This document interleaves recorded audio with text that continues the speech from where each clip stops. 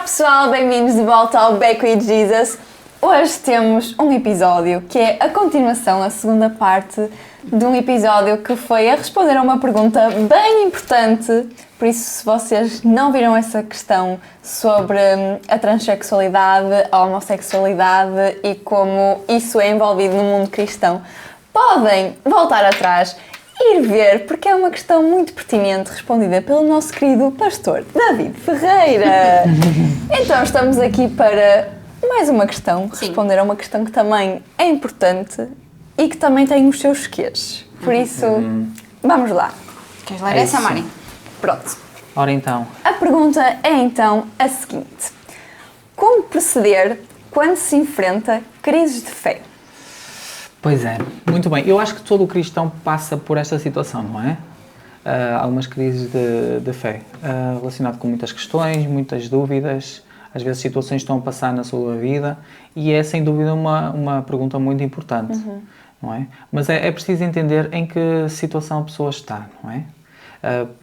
A fé no sentido de crer em Deus, crer que Ele existe. Eu estou numa crise de fé existencial, eu não sei se acredito que Deus existe, porque o mundo diz A, B, C e D, e eu não vejo Deus, eu não sei se é verdade ou se não é, então tenho uma série de... uma dúvida interior acerca da sua existência. Ou se é fé no sentido da salvação da minha alma, por exemplo.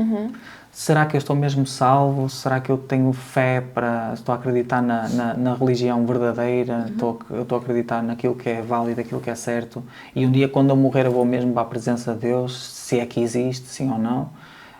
Também é uma dúvida, então é uma crise no sentido de fé, não é? O terceiro seria fé no sentido de que será que Deus é mesmo poderoso para fazer um milagre, para fazer algo acontecer na minha vida nos dias de hoje? Eu ouvi falar acerca dos milagres do passado, será que ainda continua? Isso também é uma crise na fé, na crença do homem. Então, para estas três situações é preciso ter fé, mas elas encontram-se em níveis diferentes. Elas encontram-se em patamares diferentes, comparados uns com os outros, não é? Mas vamos começar então pela primeira, fé no sentido de crer em Deus, crer que Ele existe. Eu acho que este é o ponto de partida mesmo de uma fé ainda primária, muito básica, é um mínimo, mas também ao mesmo tempo é uma fé inicial muito pobre, porque eu creio em Deus, mas não espero nada dele, não é? Nem acredito que Ele tão pouco se importe comigo. Há pessoas que acreditam em Deus e que Deus está para lá longe e podem pensar, eu tenho fé de acreditar, mas não tenho fé de mais nada. Acredito que de facto Deus existe. Total ausência de fé seria o quê? A pessoa dizer, eu não acredito em Deus. Eu não acredito em nada disso. O que é que acontece? Em Hebreus, no capítulo 11, versículo 6, diz assim, ora, sem fé é impossível agradar a Deus. Porque é necessário o quê? Em primeiro lugar, que aquele que se aproxima a Deus creia que Ele existe. E depois diz isto que é importante e que é galardoador daqueles que o buscam. Certo? Ou seja, um ateu, uma pessoa agnóstica ou ateu, não acredita, ou não sabe se Deus existe ou não, também não demonstra interesse em procurar, a fé está sempre no zero, está sempre no mínimo, não é? Então isso não é uma crise de fé porque ele não a tem sequer. Não quer saber acerca do assunto. Mas uma pessoa que quer saber algo mais acerca do assunto diz assim, eu acredito em Deus. Quer procurar respostas? Quer saber um pouco mais? Senão a fé vai estar sempre ali no mínimo. Então a crise de fé é uma crise que não sai dali, está sempre ali estagnada, parada. Se a dúvida é, eu não sei se Deus existe ou não, é essa a crise de fé que eu tenho, então é necessário procurar respostas. Não é? É necessário que adquirir conhecimento, procurar respostas para tentar entender se de facto é verdade ou se não é. Agora, eu tenho uma ideia muito básica e muito sucinta acerca disto, que é, eu posso não ver o Criador, como muitas pessoas têm essa dúvida, mas eu vejo a criação. Para mim, Deus é real. Porquê? Porque eu estou num mundo e eu vejo tudo aquilo que me rodeia, olho para mim mesmo, vejo a capacidade que eu tenho como ser humano, vejo o milagre que é o nascimento das minhas duas filhas, eu fico assombrado e vislumbrado ao mesmo tempo. Porque para mim, tudo isto é evidência de que Deus existe. Não é? O mundo apresenta justificações, para mim nenhuma delas é válida ou é suficientemente boa para me dizer não, há uma justificação perfeitamente aceitável para além da existência de Deus. Para mim, a melhor existência acerca da criação do homem, venha quem vier, é a existência de um Deus Criador. Não é? Para mim é básico. Mas há pessoas que têm essa questão. E eu pergunto, da mesma forma como se apresentassem aqui a Bíblia, dissessem assim, não, tem aqui este livro, mas ninguém escreveu o livro. Eu consigo ver a obra, mas não vejo quem a escreveu. Mas eu tenho que tentar entender que aquilo não apareceu por acaso. Aquilo não foi obra do acaso, aquilo não foi random, uma cena mesmo assim espontânea que do nada, puf, apareceu um livro todo escrito, cheio de conhecimento, a Bíblia toda cheia de conhecimento, cheia de sabedoria, cheia de entendimento. Alguém escreveu aquilo, não é? Eu posso não ver o autor, mas eu vejo a obra. Da mesma maneira, neste mundo, eu posso não ver o Criador, mas eu vejo a criação. E eu vivo na criação, eu como a criação, eu respiro a criação, eu nado na criação. Ou seja, eu usufruo da criação de Deus. Para mim, isso é mais que suficiente. Agora, se eu quero saber mais, se eu quero aumentar a minha fé e a minha crença em Deus, o que é que eu faço? Tenho que ir à fonte, tenho que ir procurar conhecimento, tenho que adquirir mais conhecimento. Aquilo que está escrito em Romanos, no capítulo 10, versículo 17, diz assim: de sorte que a fé é pelo ouvir e o ouvir pela palavra de Deus. Ou seja, no início, a nossa crença em Deus, acreditar que Deus existe, começa porque alguém nos falou na possibilidade da existência de um Deus, não é?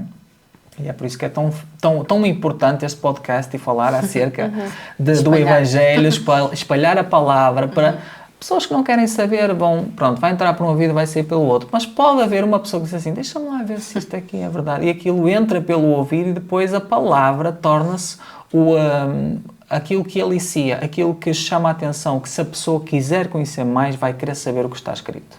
Então quer ir à fonte, não é?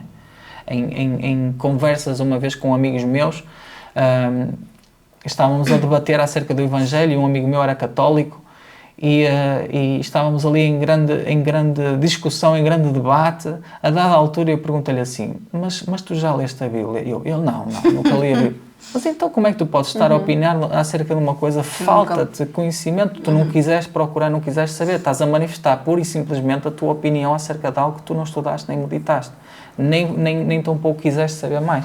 Vai à fonte e vai ver aquilo que está escrito, não é? E isso é extremamente importante, é o querer conhecer Deus.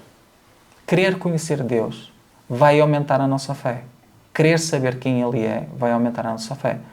Em Hebreus, no capítulo 11, versículo 6, diz que é necessário que aquele que se aproxima de Deus creia que Ele existe e que Ele é galardoador daqueles que o buscam.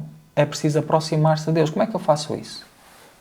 Como é que eu conheço mais de Deus? Procurando na palavra, não é? Procurando. Imagina que a Mariana tem ali a Bíblia, eu chego para ela e digo, eu queria muito acreditar em Deus. E a Mariana vai e dá-me a Bíblia e diz, lê, eu disse, não, esse ler não é para mim, eu só queria mesmo acreditar em Deus. E a Mariana diz, mas está aqui escrito tudo acerca dele, tens aqui tudo aquilo que tu precisas para saber. E eu digo, não quero, sabes que eu não, eu só queria mesmo acreditar em Deus. Há pessoas que é muito assim, infelizmente, dizem, eu quero acreditar, eu quero que aumente a minha fé, mas não está disposto a fazer aquilo que é necessário para que a fé aumente. A palavra de Deus em Oséias 4:6 diz, o meu povo foi destruído porque lhe faltou conhecimento. A falta de conhecimento é um grande impedimento ao crescimento do crente. Sim. Falta de conhecimento, não sabe o que está escrito. Então manifesta o quê? A sua opinião acerca das coisas. Não vive de acordo ao Evangelho, vive de acordo à sua própria vontade. E depois é claro que a fé vai aos altos e baixos. Então vai vendo assim ao seu redor o que se passa à sua volta e depois quando acontece alguma coisa que de certa forma até é capaz de o escandalizar no Evangelho, diz assim, estás a ver, já não acredito em nada. Estás a ver, porque o pastor teve um acidente de moto, estava no clube dos motários e teve um acidente. Então já não acredita em nada, porque vai assim aos altos e baixos, e a fé, tanto num dia está muito no alto, porque foi à igreja e sentiu alguma coisa, sentiu e foi comovido pelo Espírito Santo de Deus, mas não está disposto a querer conhecer mais. Então a falta de conhecimento é um impedimento ao crescimento da sua fé. Sim. Falta de conhecer aquilo que está escrito. Falta de saber o que é que Deus diz. E isso é muito importante, que as pessoas não percam essa necessidade de querer saber mais. Há muitas pregações no YouTube, não aconselho todas porque também há muita confusão E lá está, muitas vezes as pessoas interpretam aquilo que está escrito à sua maneira, querem opinar e ainda há pouco nós falamos acerca de um tema tão sensível como a homossexualidade, transexualidade, que é para os nossos dias muito importante falar. E a confusão também entra muito nessas áreas. E se calhar uma pessoa que está à procura de respostas nesse aspecto vai ouvir uma mensagem de um pastor que diz: não, é totalmente legítimo, pode fazer o que quiser, que não há condenação nenhuma, não há inferno, não há nada. Só fica mais confuso. Portanto, é preciso filtrar um bocadinho aquilo que nós ouvimos. Há pregações muito boas na nossa igreja, nós baseamos-nos inteiramente naquilo que está escrito na Palavra de Deus. Ponto final. Sem tirar nem pôr. Não acrescentamos nem retiramos. Queremos seguir o Evangelho tal como está. Queremos fazer a vontade de Deus. Queremos entrar no reino dos céus. Não é? Por outro lado, outros, não. Se houver alguma coisa que a pessoa fica um bocado inquieta, então tem que ir aonde? Tem que ir à fonte para saber. Tem que ir à Palavra de Deus para comprovar. Será que é mesmo assim? Deixa-me ver o que é que está escrito na Bíblia. Mas a Bíblia é o manual do crente, é o manual para a vida. Muitas pessoas pensam que a Bíblia está a falar de uma história que aconteceu em tempos e que não tem nada a ver. Não, aquela é a história da tua vida. Se tu queres ser um crente, é a tua história, é a tua vida. É a tua descendência, é o teu passado, é o teu presente e é o teu futuro. A Bíblia é tudo isso para ti. Então é fundamental para a tua vida, para tu adquirires esse conhecimento. Para não até acontecer que por falta de conhecimento tu também sejas destruído e és levado assim na onda, ao sabor do vento, pelas opiniões. Eu sei que às vezes a opinião do melhor amigo, da melhor amiga, da Miquinhas é muito interessante, mas se calhar a Miquinhas não sabe nada acerca da Bíblia e vai manifestar apenas a sua opinião, não é? Eu acho que às vezes as pessoas esquecem-se que Deus fala muito através da palavra. Exatamente. Eu acho que muitas das vezes aquilo que faz a fé das pessoas andar aí nos altos e baixos e levar aos baixos é mesmo as pessoas terem a sua fé por aquilo que sentem e por aquilo pelas emoções. Pelas emoções, Sim. Porque eu costumo várias vezes dizer isto, tipo, Deus não é um sentimento e Deus não é um arrepio no braço que nós temos quando nós estamos a louvar na igreja. Sim. Deus Certo. é muito mais que isso e nós temos que a nossa fé tem que estar firmada na palavra, porque há dias em que nós não vamos sentir Deus, há dias em que nós não vamos chorar quando estamos a orar. Pois é. E é nesses dias em que a nossa fé tem que estar firmada na palavra. Sim. Porque é super bom nós chorarmos na presença de Deus, é super bom nós estarmos arrepiados na presença e sentirmos Deus, mas há dias em que isso não vai acontecer. Exatamente. E é aqui que nós temos que firmar a nossa fé, e é isso que muitos cristãos falham, que é a fé está baseada no conhecimento da palavra e não nos nossos sentimentos, que são enganosos muitas das vezes. Sim. É verdade. Inteiramente. E eu acho que nós da outra vez falamos muito sobre isso, é os dias comuns. Nos dias comuns também há muita revelação da parte de Deus e as pessoas esquecem-se disso. Eu se calhar vou ler a Bíblia porque, pronto, hoje está-me mesmo a apetecer. Está-me aqui. E não, às vezes no comum não é preciso sentir o tal arrepio ou a tal emoção de ai meu Deus, agora é que me apetece. Não, é acordar de manhã, é pegar na Bíblia, o hábito, a rotina. Isso Deus revela-se também aí, no comum, no ordinário. Ao contrário, que as pessoas estão muito à espera do extraordinário. Exatamente. E estão muito focadas. Estão à espera de um sinal para crer, Sim. não é? Isso é. Vocês falaram aquilo que eu ia falar a seguir, portanto. Vocês já estamos aqui completamente em sintonia, não é? Não é combinado, é mesmo. Mas é absolutamente verdade. Se nós querermos, se nós temos sede, nós temos que ir à fonte, nós temos que ir aonde nós encontramos água, não é? Onde nós encontramos o nosso sustento. Uma pessoa pode dizer assim, eu tenho aqui uma dor aqui nas pernas, o meu tio é mecânico, deixa eu ver se ele percebe alguma coisa do assunto. O tio que é mecânico vai dizer assim, olha, eu não sou a pessoa mais indicada para te falar acerca do assunto, tu tens que ir a um médico, nem um veterinário é um médico, não é? Para quem quiser saber mais tem que ir à Bíblia. E depois tem que ir a uma igreja onde é falado aquilo que está escrito na Bíblia. E tem que adquirir conhecimento. E não pode entrar lá numa perspectiva, deixa ver o que é que acontece, deixa ver se aqui há alguma coisa assim que me cative para eu me sentir aliciado a ficar, não é? Muitas pessoas querem ir para a igreja para assistir a um show, mas nada acontece. Não é esse o propósito da igreja. O propósito da igreja é preparar a pessoa para a vida eterna, para a salvação, para entrar no reino de Deus, é pregar a palavra de Deus, advertir, lá está, acerca daquilo que é certo e daquilo que é errado, para a pessoa se apartar do pecado, que é a nossa próxima questão, a situação a seguir. E também ter uma vida de oração diária para a pessoa firmar-se na rocha e dizer assim, ai não, agora está aqui uma grande unção e depois num momento de depressão cai tudo por terra. Já não sei se acredito, já não acredito em nada e vai à igreja só à espera de ver alguma coisa e se não ver, o pastor não tem unção, a igreja não tem unção. Eu já dei esse exemplo. Houve uma altura na minha vida onde eu tinha ido a um concerto de música gospel e eu estava muito insensível, estava muito frio no meu coração. E ao meu lado estava um jovem que estava derramado em lágrimas, completamente de rastos, mesmo quebrantado na presença de Deus. E eu vi que é sincero, mas eu estava um bloco de gelo ao lado dele. E eu poderia dizer assim, no meu egoísmo, no meu egocentrismo, pensar assim, eu não estou a sentir Deus aqui, Deus não está aqui. Mas eu olho para o rapaz e o rapaz está completamente derramado, ele está a sentir a presença de Deus. E eu é que não. Então o problema está onde? Está nele ou está em mim? O que é que está-me a faltar do meu lado? Então pode ser falta de conhecimento, pode ser falta de retidão da minha vida diante de Deus. Que isso aqui também nos leva... mas eu quero ler este versículo antes, este capítulo. Deixa-me só dizer, eu acho que a sede nunca é a mesma. Eu tenho mais sede de manhã, às vezes não tenho tanta à noite, mas a importância de beber água é a mesma. É fundamental. Mantém-se. Ou seja, isso aplica-se nos dias ao ler a Bíblia. É exatamente igual. Nem mais. A importância está lá. Ou seja, mas eu não posso medir consoante a minha necessidade. Pois é. Porque eu sei que preciso beber X litros de água por dia. Se eu não beber, eu sei que algo em mim vai acontecer. E o que é que acontece? A minha fé vai diminuir. E a pedra nos rins também. Eu já passei por isso, não é? Eu já passei por isso, não é? Portanto, eu sei muito bem como é que isso acontece. Porque o médico vai dizer que você tem que beber muita água. E a pessoa acha, ai não, pronto, ok, está bem, tem que beber água. Mas vai-se lembrar quando tiver a pedra nos rins, isso garanto. Quando tiver mais vezes à casa de banho fazer xixi com a pedra. Vai-se lembrar. Ainda esta semana eu estava... Pronto, nós temos altos e baixos, não é? E eu estava a pedir a Deus, reaviva outra vez aqui este amor e esta chama, porque eu estou assim meio apagada. E eu na minha cabeça achava que ele me ia responder de certa forma. Ok, Deus vai-me falar na Bíblia ou assim, mas não, foi numa ida normal para o meu trabalho em que eu estava a passar, até comentei com o João, estava a passar num talho e o que é que estava lá? Estava uma senhora já de idade, muito atenta, à espera que o talhante desse a carne, mas não, estava a ler a Bíblia.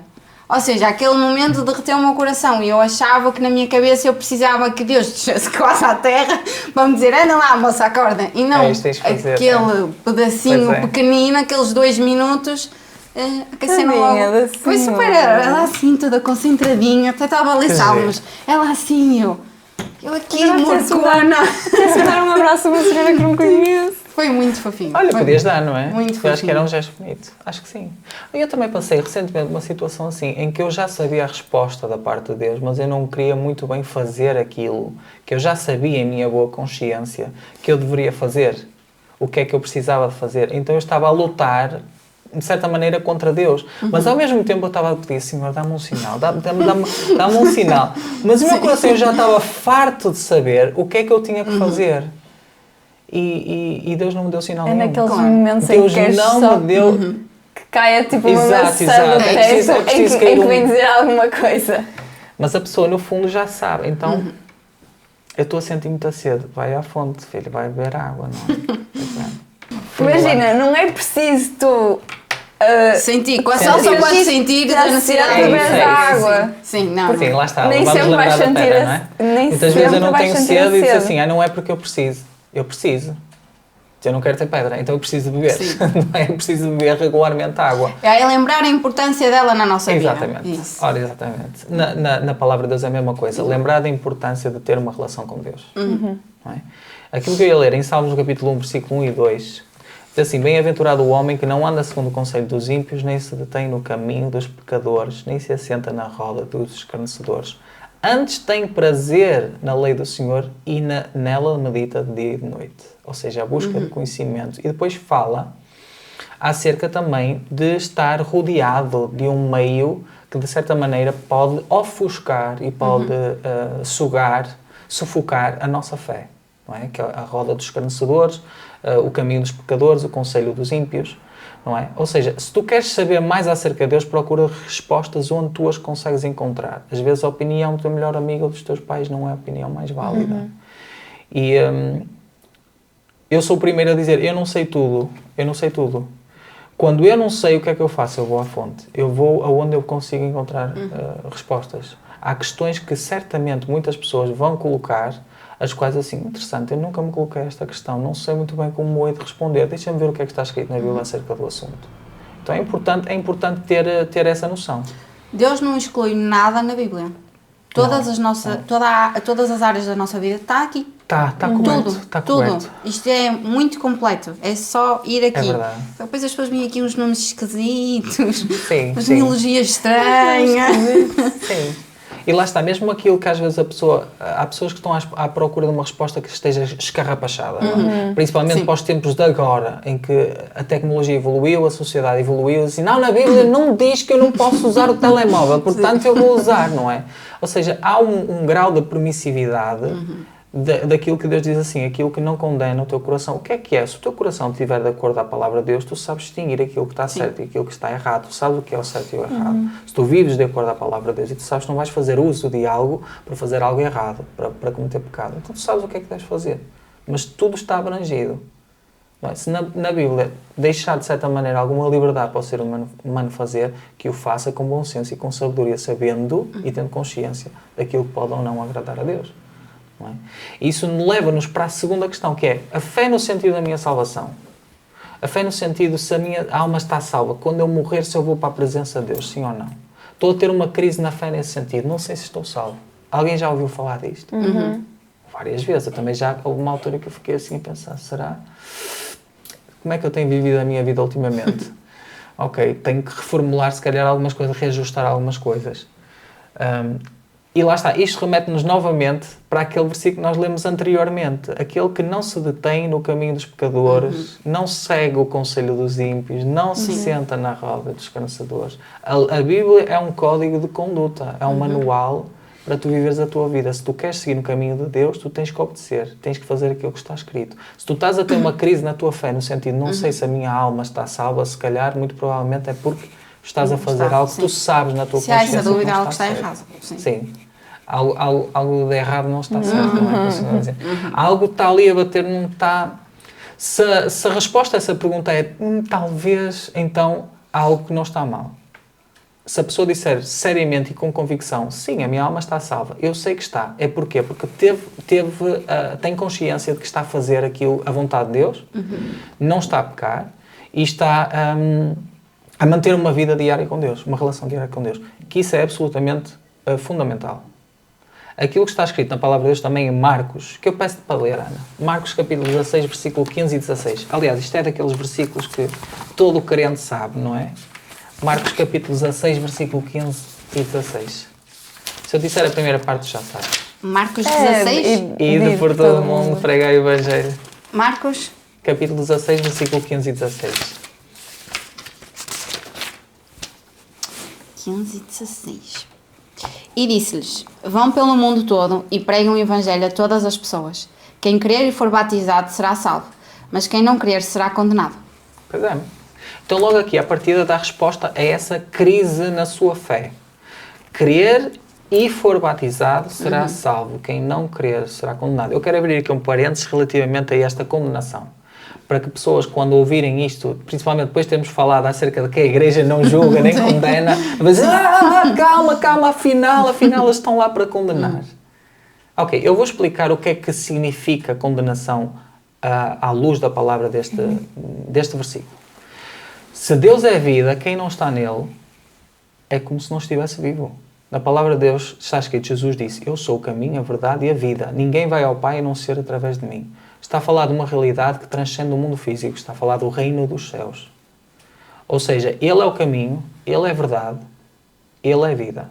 E a pessoa, para aceitar a Cristo, tem que dizer Jesus é o meu caminho, é a minha luz, é a minha vida.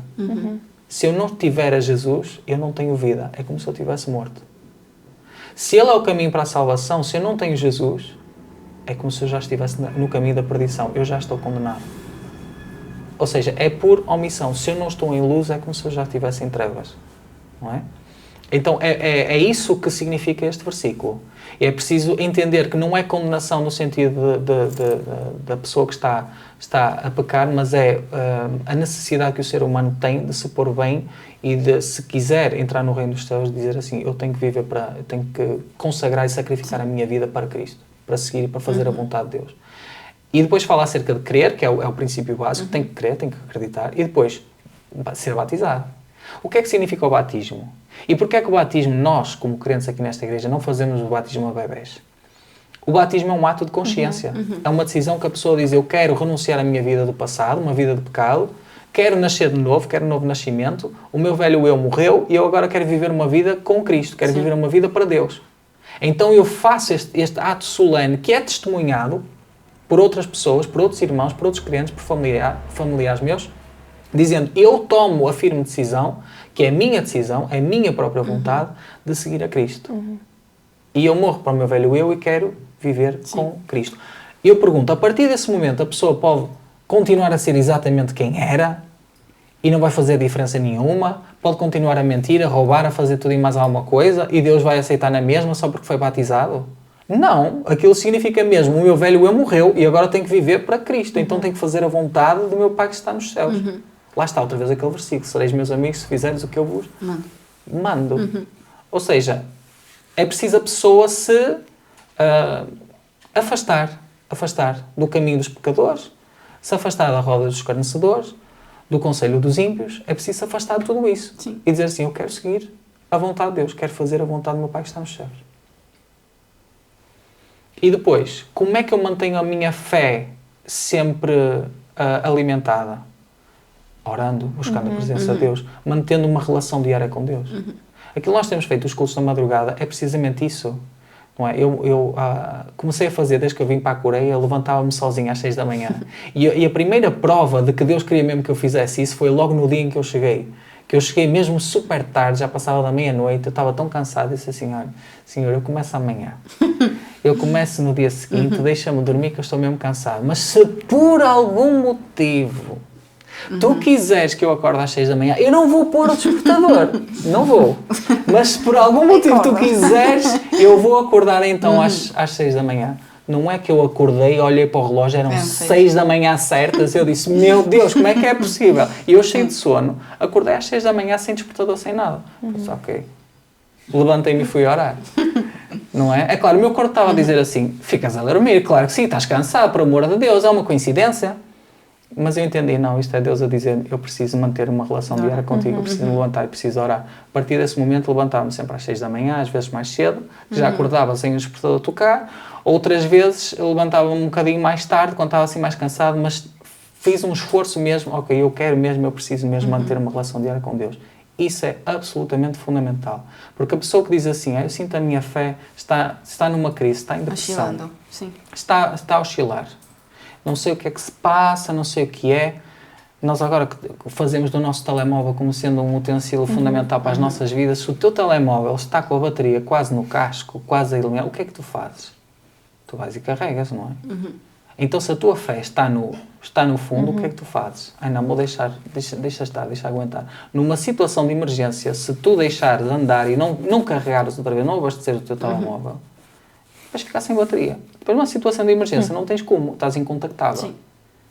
E que drama que seria se uma pessoa está perdida no meio do monte, precisa chamar um reboque e não tem telemóvel.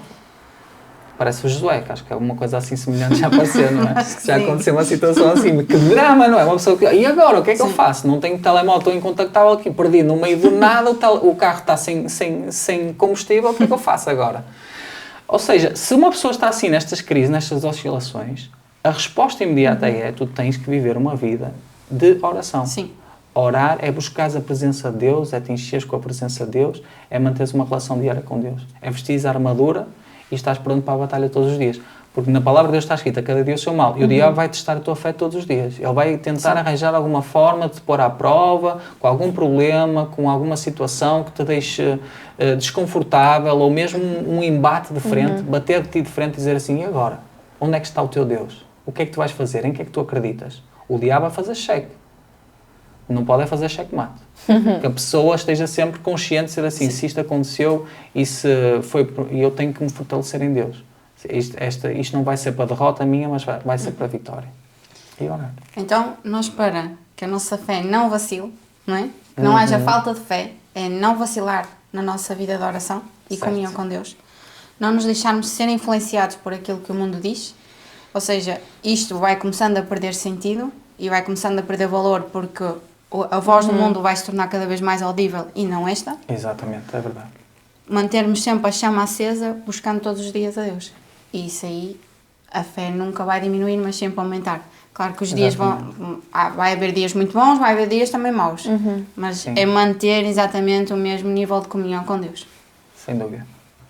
Esses são os pontos assim fundamentais e básicos. Agora, a última questão que aqui está, que é no sentido de receber um milagre extraordinário de Deus. Eu só queria cobrir também essa última parte, porque pode ser que uma pessoa está com a fé a tremer porque não está a ver o milagre acontecer e já não sabe se acredita. Porque isso também pode acontecer. Muitas pessoas que vêm para a igreja, a sua fé pode esmorecer porque não recebeu o seu milagre. E pode até ter orado e pode até ter buscado a presença de Deus, mas por algum motivo ele diz assim, não, parece que Deus não quer saber de mim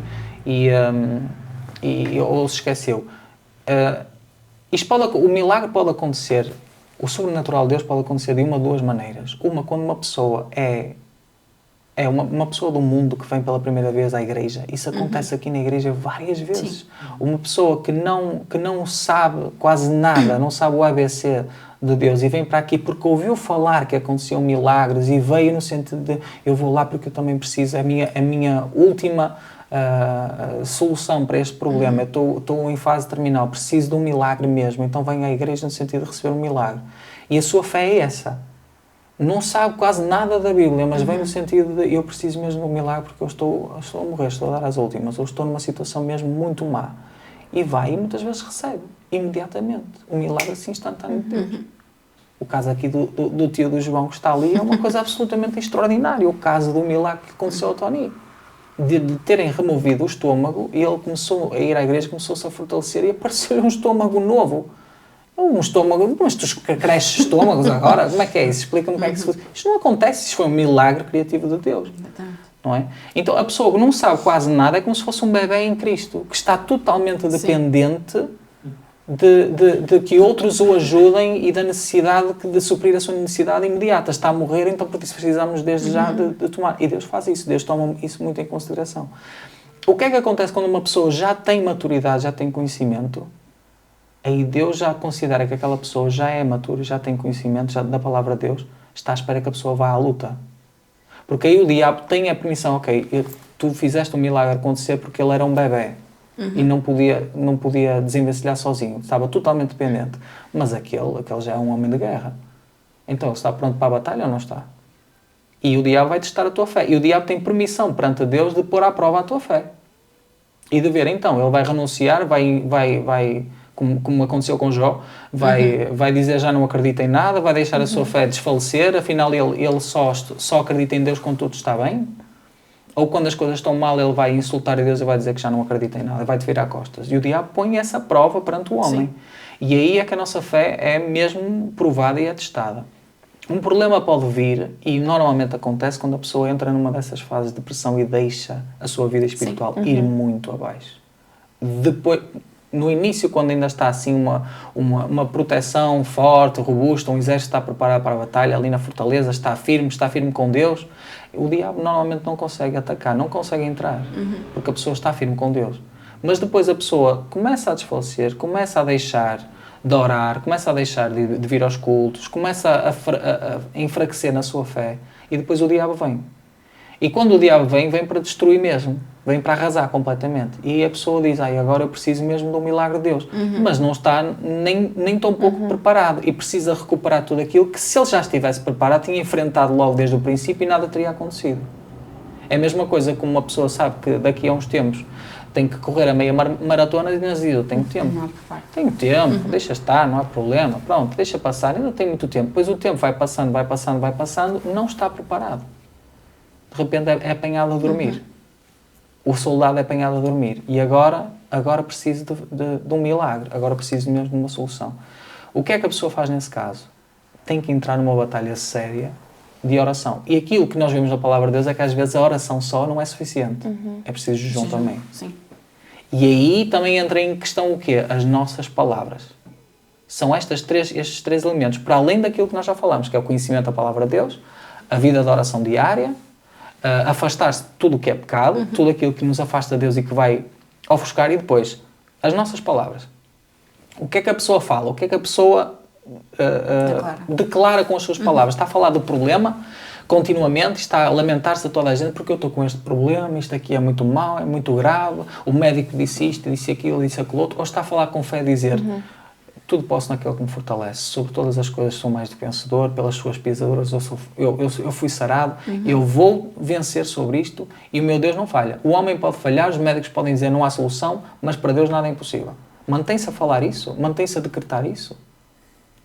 Muitas pessoas acham, não está a ser verdadeiro. Não é? Uma coisa é falar com fé. E a pessoa pode dizer, pela fé eu acredito, pela fé eu recebo. E insistentemente falar. Se a pessoa começar a falar do problema, está a falar a medo. Não é? É a mesma coisa que num exército, normalmente quem fazia o discurso para levantar a moral era o general ou era aquele que estava a liderar o exército. O soldado não ia para lá opinar nada. O soldado, se começasse a ver o exército, o exército é muito grave, amigo, olha, vou para a minha casa, não vou ficar aqui, isto é para nós morrermos todos, vai ser uma desgraça. A moral do exército era muito importante. A moral mudava o rumo de batalhas. Porque a pessoa, se estivesse ali firme, forte e dizer, nós vamos conseguir, quantos é que eles são? Foi isso que aconteceu com Leonidas, não é? O famoso Leonidas, com os 300, que conseguiu impedir ali um exército de centenas de milhares de persas. Mas 300 conseguiram empatar aquela gente. E eles olham para isto, como é que é possível que estes empatas aqui, que são meia dúzia de gatos pingados, conseguem resistir contra o maior exército do seu tempo, que era o exército da Pérsia? Mas conseguiram, porque eles tinham a determinação. Nós conseguimos! E tinham o quê? Estratégia. Tinham conhecimento bélico. Tinham a capacidade. Tinham a força, tinham a vontade, tinham a determinação, tinham a fé. Foram e enfrentaram. E conseguiram durante algum tempo. Depois foram, coitados, dizimados, porque o problema era maior do que aquilo que eles podiam suportar. Mas, eventualmente, o Império Persa acabou por ser derrotado e depois ascendeu o Império Grego. E é muito interessante ver isso acontecer, porque a pessoa, se continuamente falar o problema, está a falar a medo. E está a deixar que o diabo comece a tomar posse. E depois, aquilo que entra no seu coração, que está a dominar completamente o seu coração, é o medo e não é fé. Sim. E o medo destrói completamente a fé. E está apenas a falar do problema. Depois, a necessidade de fazer jejum, no caso de ser uma batalha muito violenta, muito pesada, é fundamental. Porque Jesus ele mesmo disse que esta casta, neste caso relacionado com a expulsão de demónios, não sai a não ser por jejum e oração. Está escrito em Mateus no capítulo 17, versículo 20 e 21. Ver o milagre acontecer através de jejum e de oração. E é fundamental que haja esta conciliação entre as duas coisas. Uma pessoa só fazer jejum e não orar é passar fome. Não é? Portanto, dieta, não. Dieta não vale a pena. É preciso estar compenetrado na oração e ter uma batalha de oração diária. Sim. E despender mesmo muito tempo de oração. Quanto maior a batalha, maior força a pessoa tem que exercer na oração. E depois, lá está, fazer jejum também. E determinar com Deus, Senhor, eu vou fazer uma semana de jejum à água. É duro, é difícil, eu sei, já passei por isso. Não sei se consigo aguentar uma semana, fazer 21 dias de jejum parcial, mas manter sempre a oração no alto. A oração é a relação com Deus, é a comunhão com Deus, para ver o milagre acontecer. E depois, atenção às palavras, decretar e falar continuamente. Eu sei que para Deus nada é impossível, mas para o homem pode destruir os planos de Deus muito rapidamente, com a sua falta de fé, com a sua incredulidade.